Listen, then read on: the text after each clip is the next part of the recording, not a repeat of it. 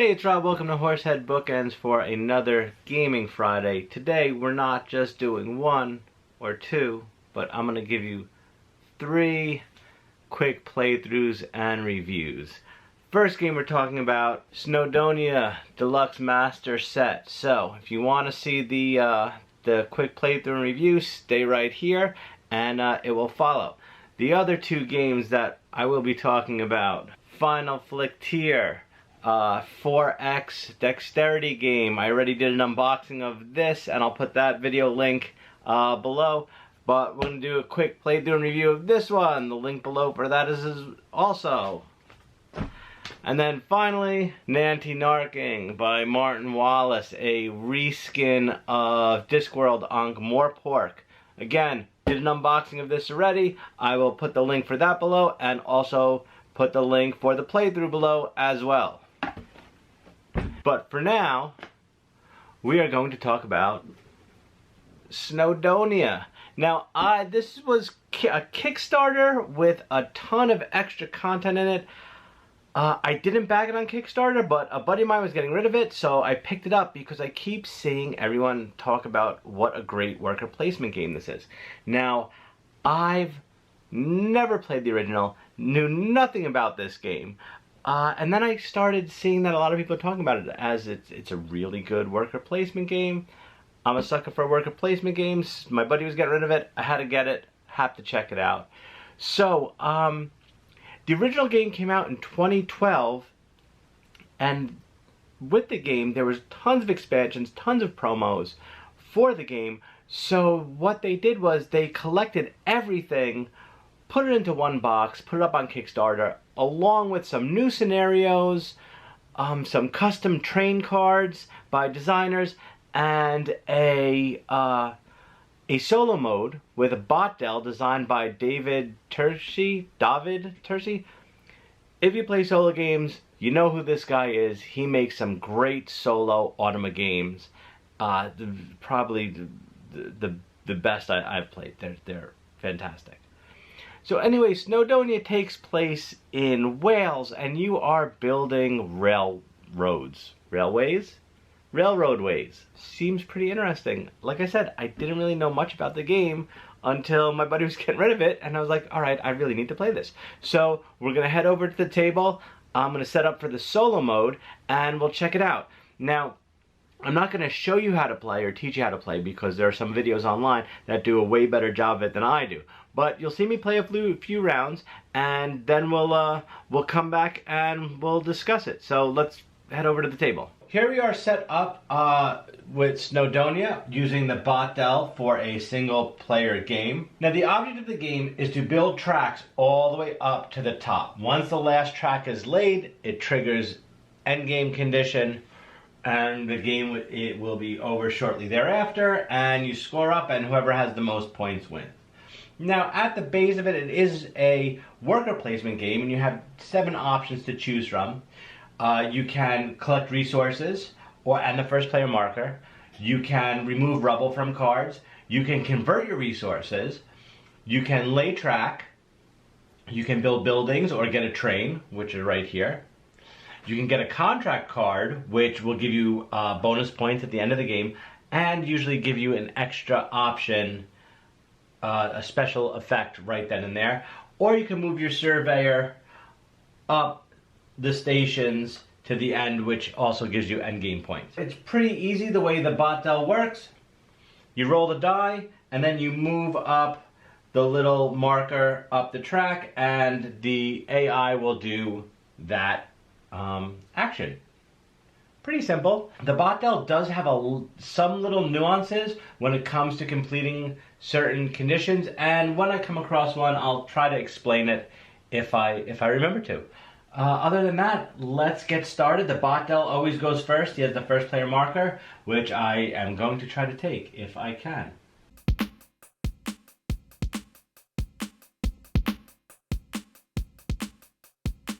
Okay, now that the workers are placed, we're going to work left from right and resolve the actions that the bot picked and what I picked.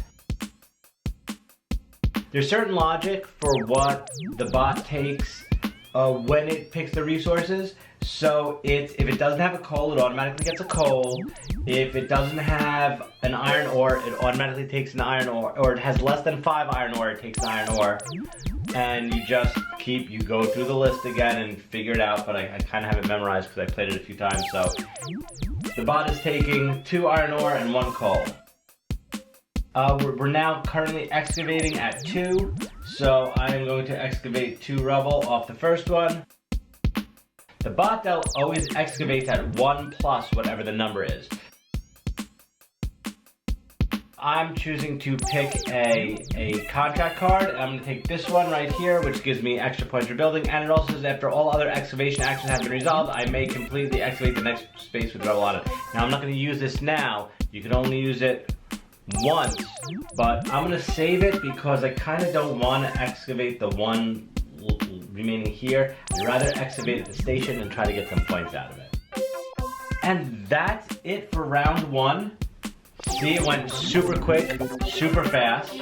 So we're gonna play some more rounds, and if I come across anything weird, I will explain it to you. But what's really good about the Botel, you can actually plan out what it's going to do so you know what moves you can take. Which is, I think it's a little easy and it's kind of cheating, but at the same time, you can optimize your moves.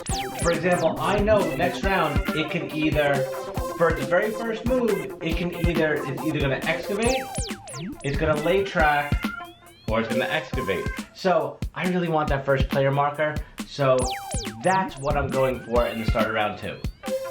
So let's play some rounds and see what happens. At the end of the round, you need to check the weather. You move the cards up, you move the cards down 1 space, and whatever the top card is, that's the next weather space. So now we have to check the weather. It's raining, so our excavate drops down 1 and our lay track drops down 1. We did that, and we have to refill the supply. And it tells you right on here how many you refill with per how many people are playing. 1 to 2 players. I have to draw 6 out of the bag.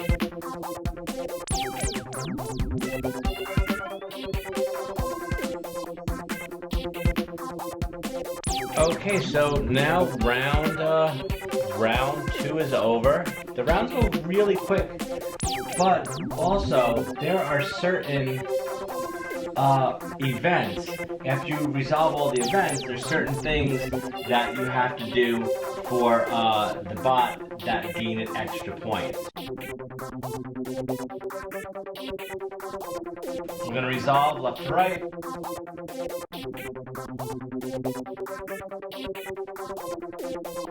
And I'm going to use my ability now. When all other excavation actions have been resolved, you may completely excavate the next space with rubble on it. Track card or station excavation space. I'm going to use this and I completely excavate this space, and I get to put my ownership token on there, and that is 4 victory points for me.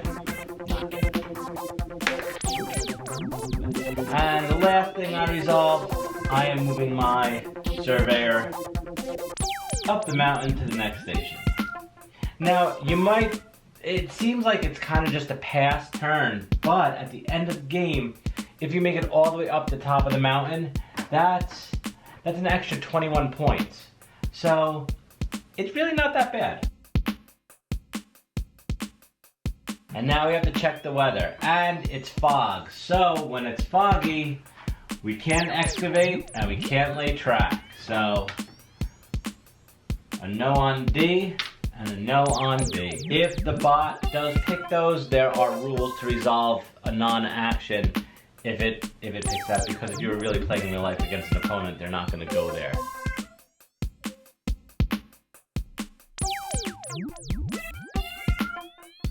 Alright, so we pulled the first event cube. Now, when you pull an event cube, it doesn't go into the resources, you put it on this event track.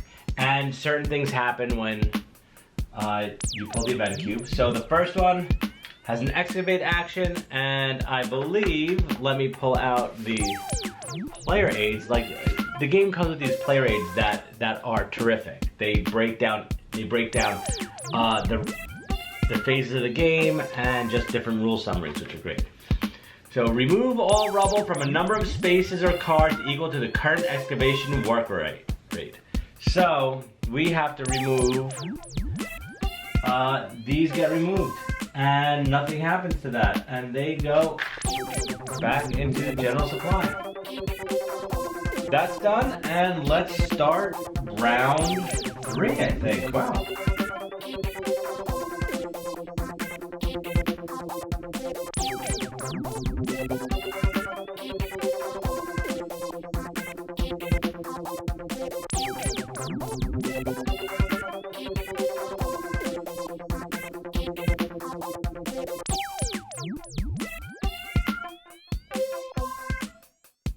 Second event cube came out, so we now can buy trains.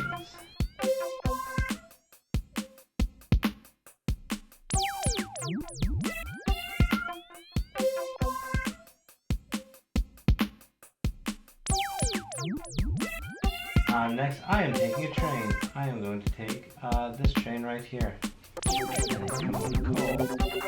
So this train actually lets me build at 1 plus whatever the late track rate is. Oh, and I have to pay my 2 bars. And now the first time, the bot is taking a contract card, and he always takes the rightmost.